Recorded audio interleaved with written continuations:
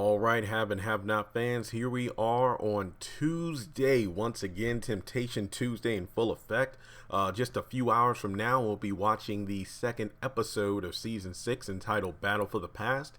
And like I said weeks ago, this is an episode I've been anticipating for quite some time, just because of the fact that a lot of secrets are said to be revealed once everyone's at the hospital.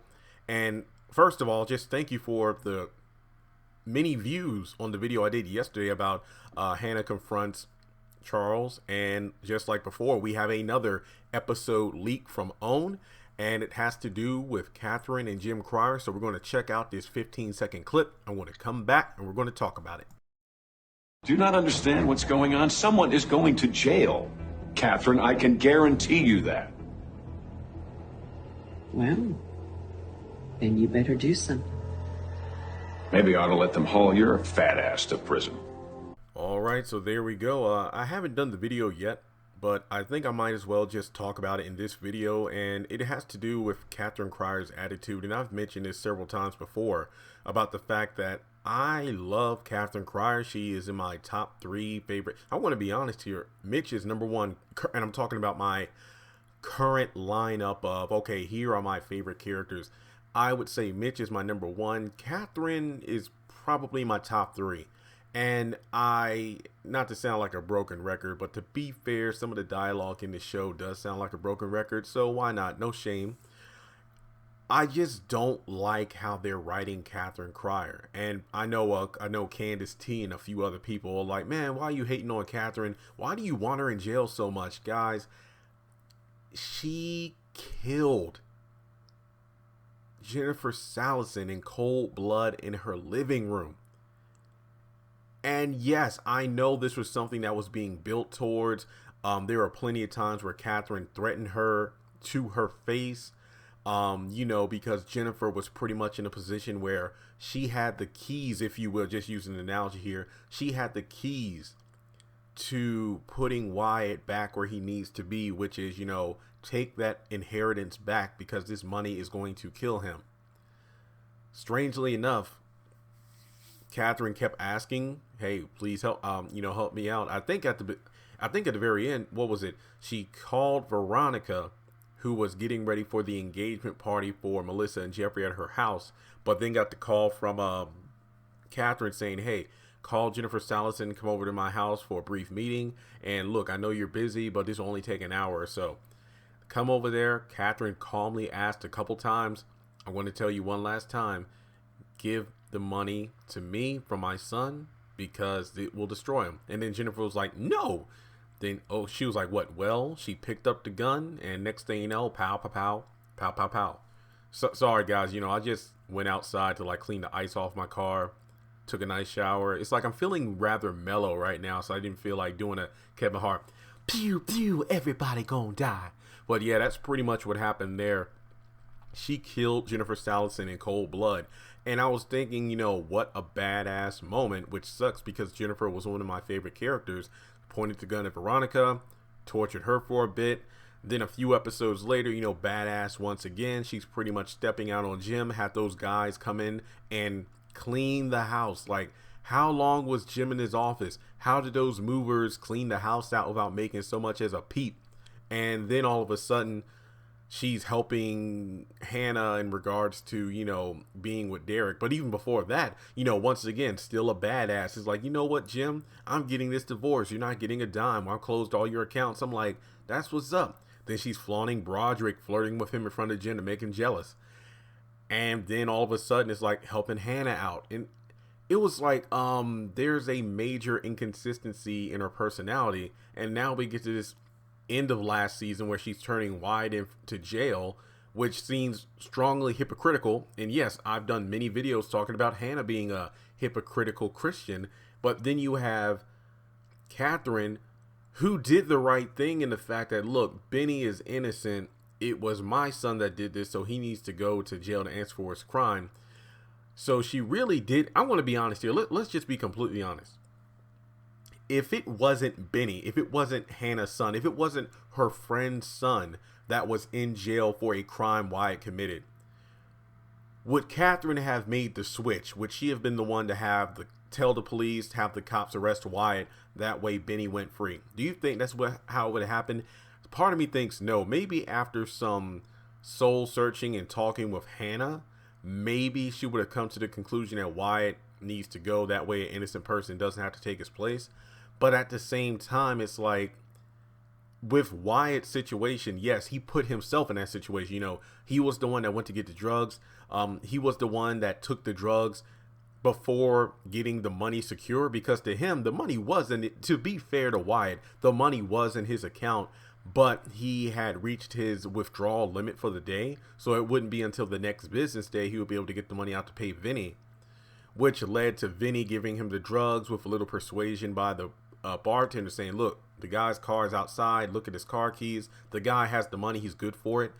And then Vinny's like, look, if I give you this stuff and you don't have the money, I'm going to F you up, which leads to him being physically, you know, shoved around, hit with the gun, and almost killed by Vinny. So in an act of self-defense, Wyatt smashed the bottle, slit his throat, and then ran out after cleaning up fingerprints, getting the videotape, which to me, I still know the Malones will want to get revenge on Wyatt regardless, because one of their own had to shed their blood over this punk kid. But in terms of court, you know, Wyatt has the tape, or Jim does. I know one of them took the tape, but the tape could be used to show that Wyatt was the one that was being assaulted first, and then Vinny was the one that pulled out the gun and everything. So in reality, maybe in the court of law, Wyatt would be found innocent, but then one could make the argument, well, it was involving drugs, so I don't really know how the end result will play out. But I feel like if we're arguing back and forth about who deserves to be in jail, is it Wyatt or is it Katheryn? Well, number one, Wyatt did not kill Vinny. Yes, if it wasn't for Mitch, who was the only one smart enough to check for a pulse and call the 911, Vinny most likely would have died, even though I still don't know how he wasn't dead after being on the floor from that morning until that night. So that's very dumb. Unless Wyatt was sleeping all day, but I highly doubt that, because Vinny said that the next morning we're going to go ahead and get this straightened out. So I don't know how he survived being bleeding out on the floor from like that morning until like 6 or 8 o'clock that night, which makes no earthly sense. So one could argue that yes, Wyatt was acting in self-defense, but to be honest, Katheryn had no good reason of killing Jennifer. You could argue, well, maybe it wasn't her life that was in danger, but it was her son's. Granted, I will give you that. But at the same time, that's speaking, you really got to go deep into that conversation. There are a lot of different avenues. It would be different if Jennifer was fighting Katheryn and, you know, had like a brick or something that she was going to smash her face in with, but that wasn't the case. Katheryn was just being an overprotective mama bear, and that was it. And I'm not going to sit up here and say that somebody deserves to die and whatnot, but she did make those priests disappear, most of them anyway, that apparently did things to Wyatt at the Bible camp. And in that situation, it's like, okay, I can, you know, well, yeah, because I don't know how the law would handle that, but, you know, that's a mama bear. But in this situation, we are talking about Wyatt in regards to Jennifer giving him the inheritance money. And guys, I know we're almost 7 minutes in, and like I said, this is only a 15-second clip, but I really want to get all of my thoughts out here, talking about why I'm not liking what Tyler Perry is doing with the Katheryn character and how that relates to the clip. So I just want to give that disclaimer here. But you could make the argument here, well, Jeremy, if you agree with the fact that Katheryn made those priests disappear because after what they had done to Wyatt, why don't you do the same thing to Jennifer? Because of the fact that, well, remember, Wyatt was thought to be dead because he overdosed due to the fact that he had the money to have the parties and the drugs because Jennifer gave it to him. But then David, who wasn't even a trained MD, was the only one smart enough to detect he had a pulse, leading to him being revived at some point in the hospital. So if you say you're okay with those priests disappearing because this is after they molested Wyatt, then why aren't you giving the same liberties to Katheryn making Jennifer disappear? Because remember, Wyatt had overdosed before the shooting. That much I'll agree with. That is actually a very good point. But at the same time, it just didn't sit well with me. I just felt like it was something I just felt like it was one of those things where, okay, we're going to write Jennifer off the show. Here's how we're going to do it and make Katheryn cry look like a badass. That's one thing. But it's just the lack of consistency with her character that I'm having a real problem with. Now we get to what we're talking about in regards to jail. And if Katheryn wants to put Wyatt behind bars, she should be behind bars as well. Because murdering to protect your son, I get it, but it's still a murder, you know? So then we move on to what's going on now. The fact that Jim has been running around like a chicken with his head cut off ever since he got out of jail a couple seasons ago, because he walks in and sees a dead body on his living room floor. And yeah, Katheryn's house, her living room floor, whatever you want to call it. So he's been the only one trying to rally the troops. I mean, you got David being distracted by Erica. You got Veronica just being, well, Veronica. And then Katheryn, her character's just been all over the place. Like, bestie to Hannah, overprotective of Wyatt. Just, I don't even know what to make of her anymore. And now she's basically, I mean, hey, I'm going to be honest. I'm surprised that, well, actually, no, because I'm actually speaking against what they're doing with Katheryn now, because I'm pretty sure if I'm talking positive about Katheryn, oh, Katheryn is wonderful, she's having threesomes, she's running the hotel again, I bet the Candace Young fans, at least the ones who are still fans of Candace, because after she sent Malik to rough up her mom, a lot of people aren't really on the Candace bandwagon like they used to be. But I'm pretty sure if I was talking positive about Katheryn 24/7 on this channel as of last week's episode, I bet a lot of Candace Young fans would be like, well, that's wrong, Jeremy. How can you cheer for Katheryn because she's getting back at Jim, sleeping with all these men and running the place, telling them what they're going to do and whatnot and threatening them? But you complained all 2018 about the Pimp Candace storyline. See what I mean? So I make sure to cover all the angles to make sure I'm consistent, unlike the characters on the show when it comes to their personality. So really, when it comes down to it, you know, Katheryn is finally acting like she should have been a while ago. Like, don't get me wrong, I love the fact that she's been there for Hannah, and you know, she has been a bit preoccupied in regards to keeping Wyatt under wraps, not to mention not being able to kick Jim to the curb, because yes, he is an asshole, son of a bitch, whatever you want to say, because he pretty much is the definition of those terms and so many others. But Jim is right to an extent that Katheryn needs him.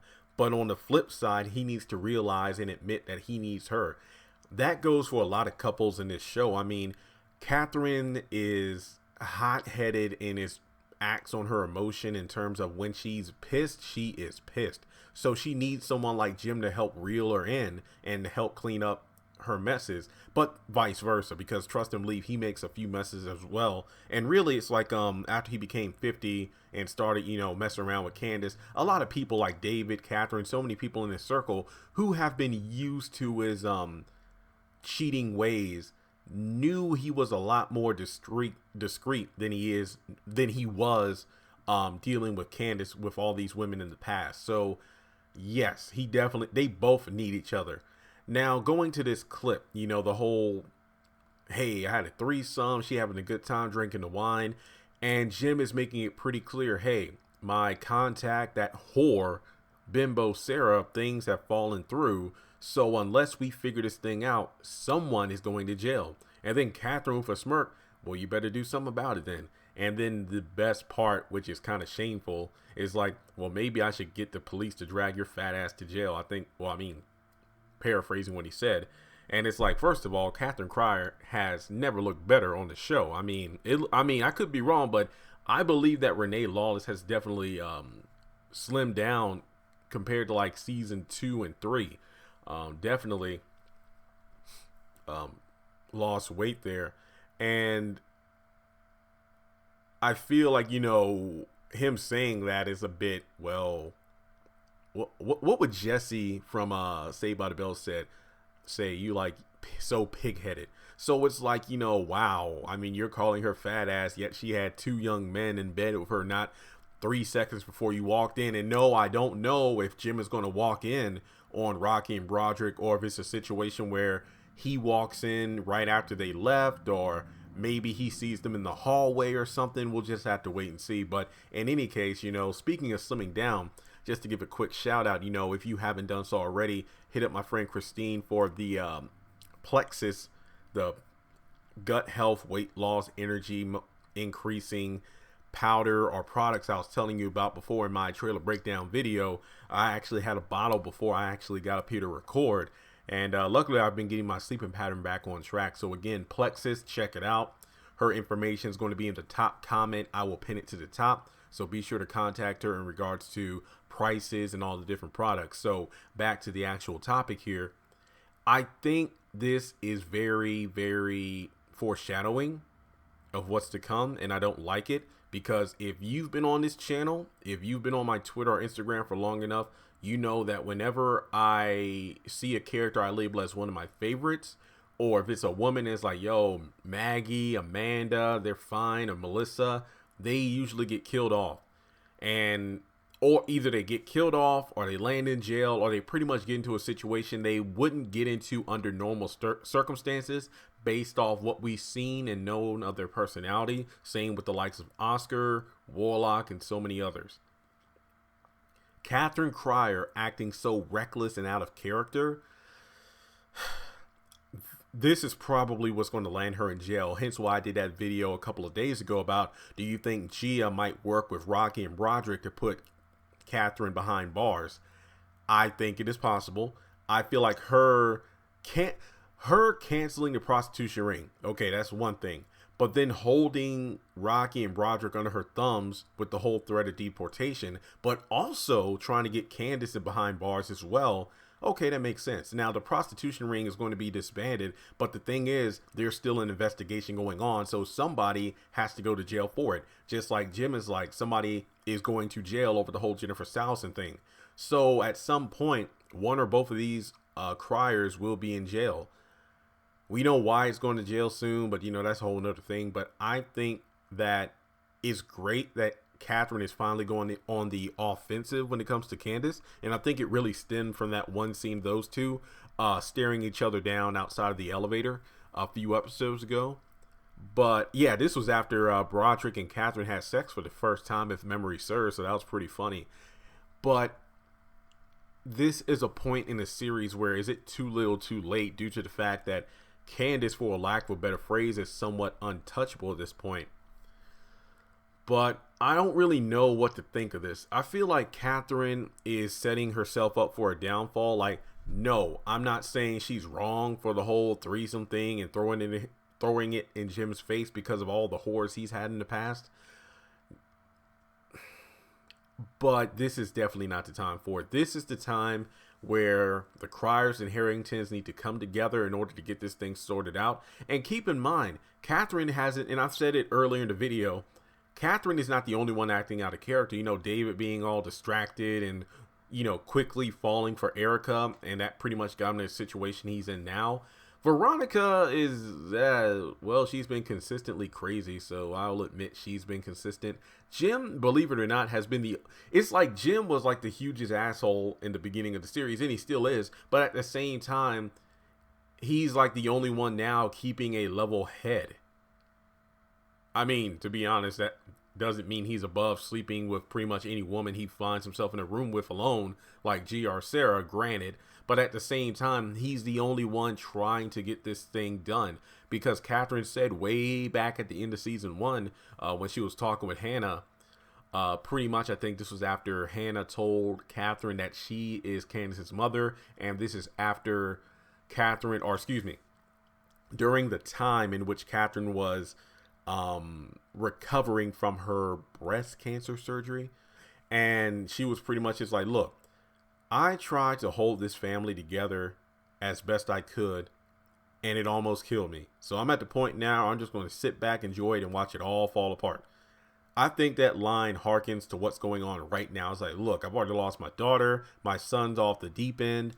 My marriage is trashed. And you know what? I'm just going to ride this ship into to the horizon. That's pretty much what her attitude is. But my thing is, people say, keep that same energy. Katheryn, if you do wind up behind bars, keep that same energy. Like, don't be crying for help, because believe it or not, the asshole that you're married to is the one who's trying to help save you. So the fact that you're just doing nothing, well, if you do end up in jail, oh well. I mean, I honestly don't know what else to say aside from, yeah, there are a lot of other characters who need to be in the same or neighboring cells next to you for various other crimes. So with that being said, folks, I'm still excited for tonight's episode. Like I said, the most anticipated scene for me is the hospital scene. And yes, I am excited for the Jim and Katheryn scene. I'm going to be honest, I didn't expect this video to be this long, but I figured that, you know what, it was only a 15-second clip. Not to mention, I always wanted to get my thoughts out in regards to Katheryn Cryer's inconsistent personality and why I don't really like her new behavior. But at the same time, it's like, this is a great time to get that all out in the open. Do this video now, post it to YouTube a few hours before the episode airs so we can get a discussion going. And as always, let me know in the comments, what did you think of this video? Give it a thumbs up if you liked it. Comment your thoughts below. And let me know, are there any things you would like me to improve on? I really want to be more open this year in regards to leave me feedback. You know, I'll do the best I can to implement it in the actual videos. Because one thing I did like about the trailer breakdown I did last week is, you know, I put that bumper at the beginning of the video. It's like, look, I got to link the intro because I'm going to be talking a lot. So if you want to skip all that and go right to the trailer, here's the time where you can hit skip ahead. That way, you know, if I do talk a lot, because sometimes I do get a bit off topic, but at the same time, I try to keep it relevant to what I want to communicate. Hey, that's what happens. It's a review channel. Sometimes things go off the rails, but at the same time, it's all about good, healthy discussion. Once again, thanks so much for hitting 60,000 subscribers. I believe the pattern here is we're getting around 135 plus subscribers a day, which is great.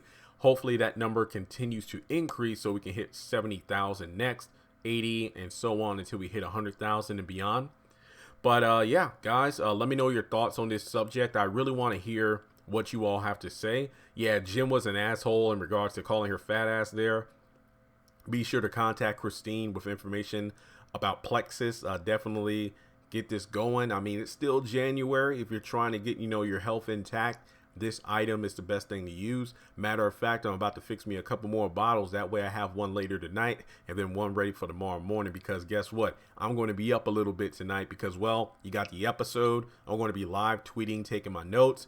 Right after the episode, going to go ahead and record my review. And then hopefully, depending on how long it takes, around 10:30 I'll be doing a live stream. So once again, folks, thanks so much for tuning in. Share this video around, tell people about the channel. Let's get those subscribers going, and I'll see you all tonight on Twitter. Congratulations on making it to the end of this video. If you like what you saw, be sure to hit that thumbs up button, as well as leaving your thoughts in the comment section below so we can keep the conversation going. On the left hand side of the screen, you should see a picture of Jeffrey Harrington. You can click on him in order to subscribe, but also hit the bell notification icon. That way you don't miss out on any new content. Also, you should see some videos appearing on the screen as well that I'm pretty sure you'll enjoy if you enjoyed the one you just saw. But also, be sure to follow me on social media such as Facebook, Instagram, and Twitter. Links to all my social media will be in the description below. And in order to help this channel hit 100,000 subscribers, I'm going to need your help. So make sure to share this video as well as the channel around with all of your friends on your own social media. But once again, thanks so much for tuning in, and I'll catch you all in the next video.